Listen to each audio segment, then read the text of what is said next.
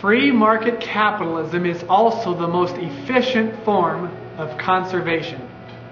When individuals have total ownership in property, they will not seek to destroy or waste it. More than anyone else, the owner has more to lose by its misuse. However, consider for a moment the controls exerted over citizens from a distant government office. Government agencies issue edicts restricting the use of property without knowledge of local individual circumstances.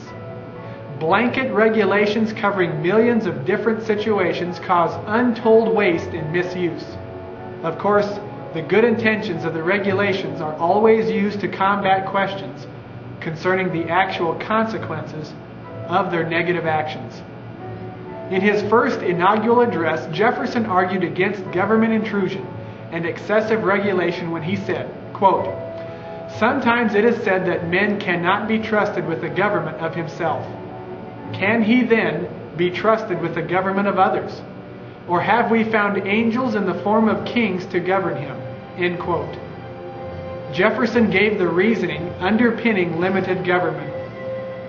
If man cannot govern his own affairs properly, then how can we trust man, in the form of government, to properly rule the affairs of another? As he points out, we have not found special angels that can act as benevolent kings. Our leaders are chosen from our own ranks. They do not descend from a special angelic race of leadership. Therefore, it is completely illogical to expect that we can elect a government from within us that can efficiently manage our lives for us.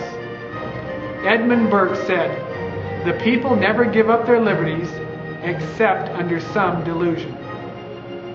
The delusion is simple to define in our era: the assumption that government can solve our problems.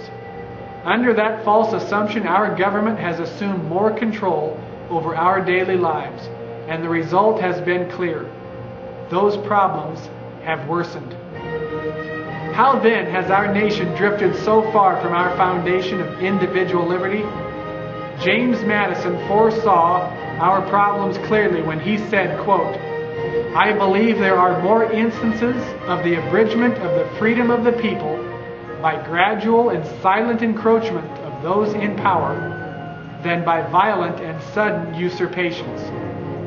The acceptance of the erosion of our liberty is not exclusive to America.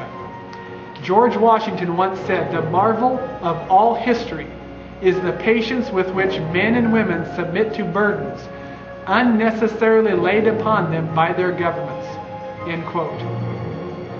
It was this conviction that led the Founding Fathers to specifically list the roles and activities that the federal government was authorized to engage in. The 9th and 10th Amendments to the Constitution were placed as a firewall of protection to limit the scope of the federal government. The 10th Amendment reads, "The powers not delegated to the United States by the Constitution are reserved to the people." In other words, the U.S. federal government is authorized to exercise only those powers specifically spelled out in the Constitution. However, once that firewall was breached, most notably in the 1930s, government has continued to expand its reach into the lives of citizens to the point of regulating details such as light bulbs and toilets. This would have been unthinkable to the founders. Thanks for joining us, and hopefully you'll join us again in our next video.